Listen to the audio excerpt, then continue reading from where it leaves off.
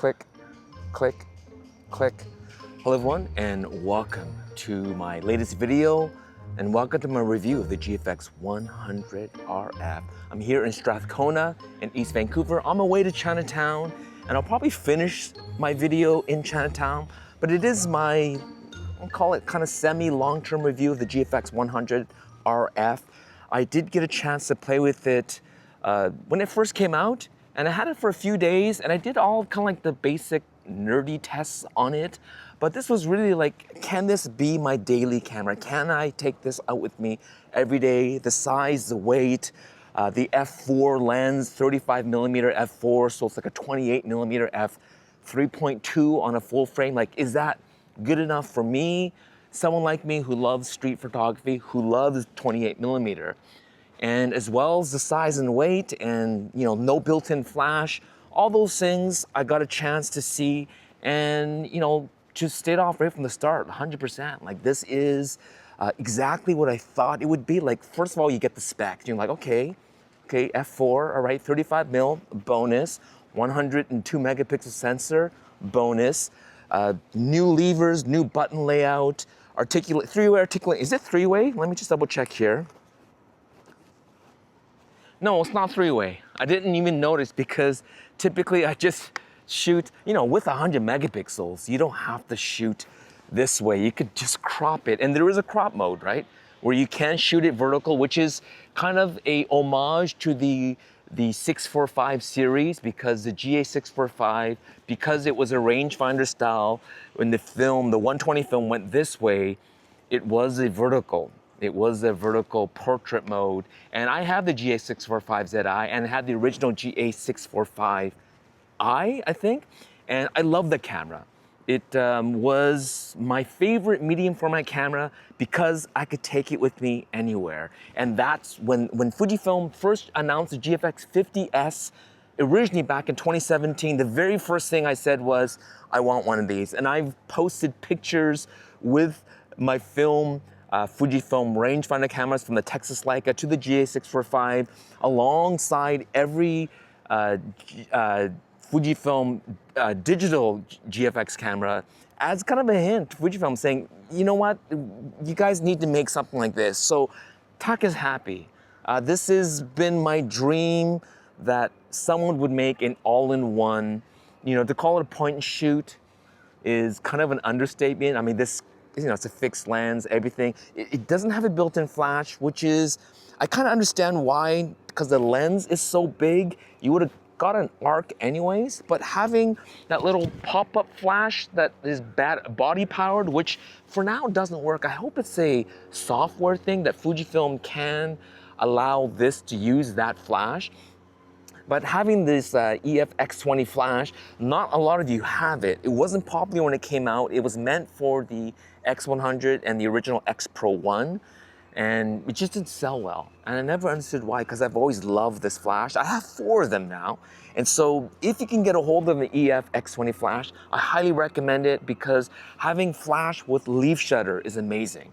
And as well with the F4, if you can hand hold, like, the leaf shutter is quiet. And on the X100 series, we all praised how quiet it was, but it's also stable. And that really is a superpower for me of a leaf shutter. And that's why cameras like the Mamiya 6, Mamiya 7, the Texas Leica, all those rangefinder, all-in-one medium format cameras that Fujifilm's been making since probably like the late 60s, early 70s, and the GA645 series, they were all leaf shutter.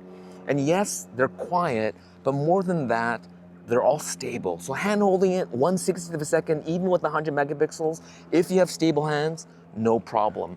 1/15th of a second if you're bracing it up against something, but it might not be ultimately sharp. You'll need a tripod for that. And I'll insert some night photos that I took. I think they were like, I'll put the actual exposure. It was through the window of my car, and it was kind of on the, what do you call it? I kind of tucked my arms in and I maybe leaned, but it didn't. I was just trying to see how stable I can make it. I think it was like a 20th of a second. But again, I'm from that generation where we didn't have IBIS, we didn't have OIS. in the 80s and 90s. Didn't exist. And so I have reasonably steady hands. Of course, I would have loved to have had IBIS in here, but as I mentioned in my other video, when a manufacturer comes out with a camera, they don't just build something and see where the price lands. They already know when they first start. When they start doing product planning, they already know like what price point are we gonna hit. And to do that, they could not put IBIS, they could not put an f2.8 lens on here, although I think that's more about size, because you can only see an f4, because this is medium format. The lens and the lens hood kind of mechanism, which is a little bit convoluted, but I understand why they did it. It's a pretty cool design. The f4, it makes sense for the size. I'm used to f4 in medium format, so I'm not, and it's also 28 mil wide equivalent. So even if they made this, let's just say an f3.5, to me that would have been a good compromise, because that would have been close to an f2.8 equivalent in 35 mil, but you know, a 28 f2.8 in 35 mil or full frame, you still can't really get bokeh-licious images. I mean, you can get stuff out of focus, but you're not getting that pop. So at f4, if you're really close to your subject, sure, you get a pop, but now you're, you know, it's a 28 mil, it's a wide angle lens, so it doesn't look that sexy. So on the street, for me, f8 to f11 is what I'm at on this camera. And, you know, even with 35 mil, when I'm shooting with my Leicas, I'm at f8 on the street anyways, f8, f11, and with APS-C, with my X series cameras, I'm always at f5.6. So TAC is all right shooting f8, f11 on the street. And then I don't mind if the ISO bumps up to 1600, because, you know, I want to freeze the action. I usually actually have this, it's even set here at 1/1000th of a second. So if I'm on the street, I want to freeze the action. I want everything to stop. And so let's take a couple of pictures as I go into Chinatown. We'll find my seat, and then we'll talk about the other things, maybe quirks of this camera, things that I love about this camera, which I've already talked about, and then maybe some little cons and things that I wish this camera will have. But I'm super excited that I have this, and I hope Fujifilm will let me buy one, because I asked, and they said, we'll see. And so help me get one of these things, guys. But let's get to my office, all right? Let's get going. All right, I'm at my favorite intersection here. And I'm gonna just put my camera up here. I'm at f11, 1/16, let's go f11, 1/500th of a second. And you can sort of see what I'm gonna get. I'm at ISO 3200 though, and that's the thing, right? Because the sensor is bigger, and this is just a matter of the sensor. All right, and so as I mentioned, because the sensor is so big, I need deeper depth of field. I like the f4. f3.5 would have been fine, but like I said, f2 at an equivalent of 28 mil f2.8, you're not getting bokeh-licious shots anyways. Ideally, as a 28 summicron shooter, I would have loved that it had a 35 f2.8 in medium format. But I can understand how much bigger this would be. But when I'm on the street, for medium format, I gotta shoot at f8, f11 anyways. And as you saw at f11, and I have it fixed at 1/500th of a second, this thing goes to ISO 1600 or 3200 on a cloudy, kind of a darkish day anyways. And so that's the trade-off, right? With APS-C, I'm shooting that corner, f4, f5.6, and I'm at like ISO 800, right? Because I'm getting equivalent deep depth of field and still be at f5.6. And that's kind of the beauty of the X series. I love the X series. I love having APS-C and then medium format. You know, 35 mil obviously is the middle ground for everything, but if you want kind of more extreme, I would even say micro four thirds. I actually like my Deluxe 8, and I actually like the OM3 because I get deeper depth of field while still being at like f4, f5.6. All right, so let's, here we are. We're at Maxim's. We'll just go up. All right.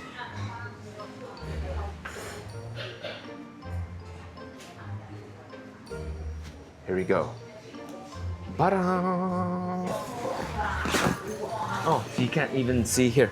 This is the bag I was using. The Easy Pack 15. This is my main backpack that I use when I have like lots of gear. I have to bring stuff, like I have my Pocket 3 in here, I have my Deluxe 8, I have like my iPad and all my work stuff here, and so, thanks Michelle. And so that's why I bring this awesome bag. And as well here on the, I have the Wotancraft strap here, the paracord one. So it has leather on the top and paracord on the bottom. I love this strap here. So let me just set up here. Let me have some lunch, some milk tea, and then I'll be right back, all right? All right, guys, so I've had lunch, and I was gonna take notes, but then someone interrupted me. Click, click, click. Hello, everybody. Chris showed up with his Q3, and that's one of the things I was gonna talk about, is people compare the GFX100RF with the Q3. It makes sense, because in terms of price point and it's a higher end, and this is a 35mm sensor. This is a 35mm sensor. This is a medium format sensor. It's a fixed lens. They're both 28mm. So this is an actual 28. This is a 28 equivalent at 35 f4 in medium format. So very similar fields of view. Price wise, because of the in the US, I always use US pricing as the standard pricing, but because of the tariffs, pricing has changed. So this was originally under 5,000 US, and now I think it's like 5,400. But Fujifilm was trying to hit that price point because they knew that this would be its kind of competition. But I don't really see it that way, because 28 f1.7 equivalent 28 f3.2. Neither of them have built-in flashes. I would have liked a built-in flash. Here I have my Deluxe 8, and obviously a very different camera, but like all three of these cameras, leaf shutter, but this has a zoom. I love that it has a flash on here. With the Leica, I usually have the EF-X20 as well.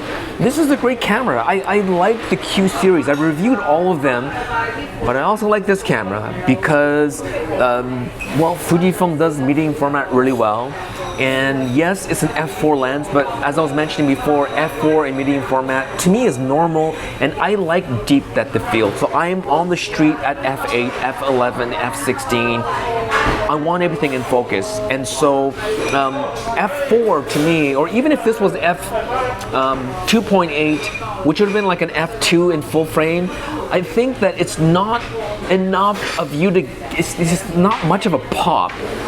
So to me, f3.5 would have been perfect, but I'm perfectly happy with f4. I'm rarely shooting at f4 anyways, but always have the flash on here for leaf shutter flash photography. 1/4000th of a second on the GFX100RF, only 1/2000th of a second on the Q3 as well as the Deluxe 8. So having that extra stop of maximum flash sync is awesome. And this is perfect for on the street, and that kind of something I like to do.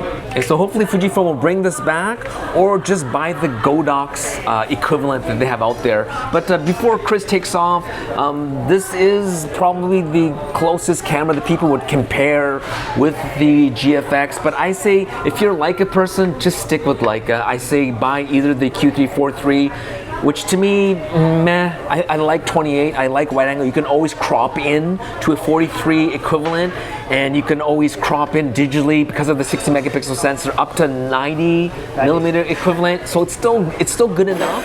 I think people are just overly concerned with pixels, and saying that having 100 of course is fun, but not necessary. But I would say for size and weight, for my daily needs, the Deluxe 8. So something like this, if Fujifilm made something like, instead of the X-half, if they went with the 1-inch sensor and put in a zoom lens, I would have been happier as an everyday point and shoot, but like still a serious camera. I love this. But this is everyday carry aroundable. This isn't so big that you don't want to carry around every day. This camera, Chris, you need to leave because your dad's downstairs. He is, yeah. But if it's okay, I got 1 minute. 1 minute? Okay. So I'm going to give this back to Chris. Thank you, Chris, for dropping by and having lunch with me. No problem. Let me just... I don't know if that's actually... It's okay, I can crop. I got cropping power too. All right, so now that we got the Q3 out of the way, for me, I was thinking about it. Would I want a Q3 or would I want a GFX100RF? And that's a really tough decision for me, because for my stills photography, I love my Leica M7, I love my M10R, I love the SL2.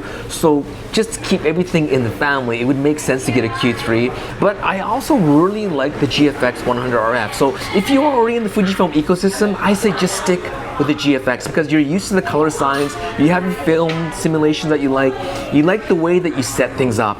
I love the color chrome effect. I love the film simulations.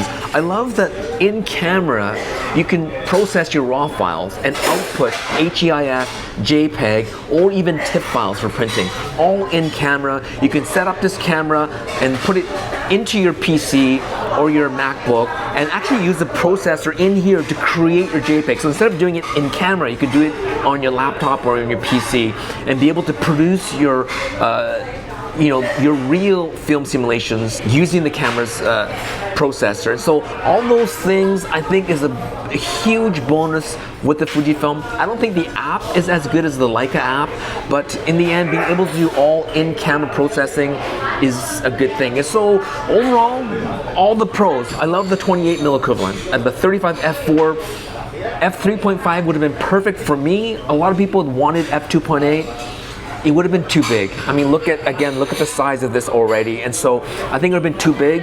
This, I understand why they did this system here with, you can thread this off here, right? And so then you could put the little ring, and like the X100, you do have a reasonably compact lens, but when you attach this onto here, what you get is you do get the thread mount in here. So you can put a filter on here, make it weather sealed, and get a lens hood, but it does make everything a little bit more bulky, and this makes sense why there wasn't a built-in flash here and why you couldn't put an optical viewfinder, because it would just take up too much of your, you'd only see about 60% of your image if they put an optical viewfinder. So I understand why they couldn't put it on here.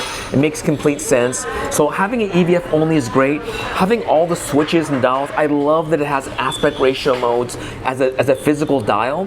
Here I still kind of get mixed up with this. I use this for the all the different crop modes here, but sometimes you just kind of lose yourself. You don't know where you're at, but having this quick left and right. So I have, I think, white balance, and then I have film simulation, which is the two that I use a lot.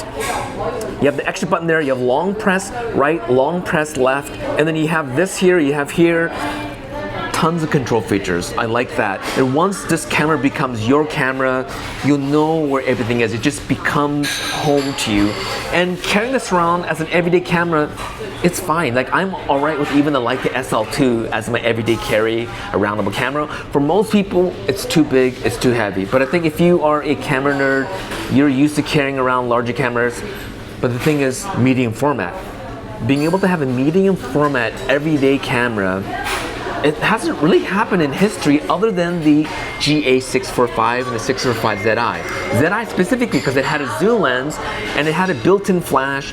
It had, everything was auto if you wanted, or you had manual controls. And so this is the first time in, 20-something years that a manufacturer would make a point-and-shoot all-in-one medium format camera, and it just happens to be the same manufacturer, Fujifilm. And so thank you, Fujifilm, for making a camera like this. I'm super happy. Like I said, I want to be able to purchase this because 2 or 3 weeks of reviewing is not enough for me to be able to do like really cool projects, overseas projects on a loan. I want something more long-term, so I want to purchase this. So Fujifilm, hopefully you'll let me buy one, and I will be able to now it just comes down to, do I want silver or black? Silver or black? I think black looks cool with this flash, but when it comes to product photos, black is it's really hard to showcase, right? Silver is better. So I think I would probably want the silver version. Throughout this video, I will insert images, but as I mentioned, night photos, it's fine if you know how to stabilize, or just use a tripod. I'm used to using tripod. I love daylight flash sync. The resolution is insane. Remember, this is still a medium format sensor, and so the shutter cycles, if you have an electronic shutter mode, you will get rolling shutter, so be careful of that. And also be careful about your minimum shutter speeds when you hand hold. This is not the same as APS-C or even 35mm. You have to really be stable. I'm good at about a 60th of a second. I think more people will be like 1/125th. So having that shutter speed dial at the top, when you're doing street, I'm usually at 1/500 to 1/1000, so be able to set that, be able to set my ISO. Basically, you can set your aperture, shutter speed, and ISO all from dials, which is great. Or just put everything in A or continuous mode, and you can control everything with your dials and settings. So having everything viewable, I mean, look at this from the top. Even my flash settings are all viewable. My ISO setting here, shutter speed here, my aperture here. Everything is all kind of visible, and so even with the camera off, I already know all my settings. And another bonus is because this flash was designed for the X100 and the X Pro, having this on the GFX camera, when you turn the camera off, the flash turns off with it. That's why there's no dedicated on and off switch. It's just a long press here, and then the camera turns on. You can see it here. It's on now, right? And then when I turn off the camera, there you go, see that? Flash turns off, so that's fantastic. So Fujifilm, please bring this flash back. And on V2 of this camera, I don't think they're gonna put a 35mm equivalent, so like a 45mm on here. But it would be cool if they gave a wide angle converter like they did with the X70 to be able to go 21mm. I love 21mm. I would love to have a 21mm adapter. Even if it sticks up this far, I don't care. If you've seen the 50mm adapter for the X100, that's a huge chunk in lens as well. So Fujifilm, 21mm equivalent adapter for this would be awesome. Bringing back this flash will be awesome. And then maybe work on the autofocus algorithm in here, and maybe some of the video features, which I would never use, but it has all the I/O. I didn't even test the video, but it has all the I/O. And I think you're really ready to rock the Casper. So thank you so much for watching. We'll talk to you soon, and happy shooting. Click, click, click. Peace.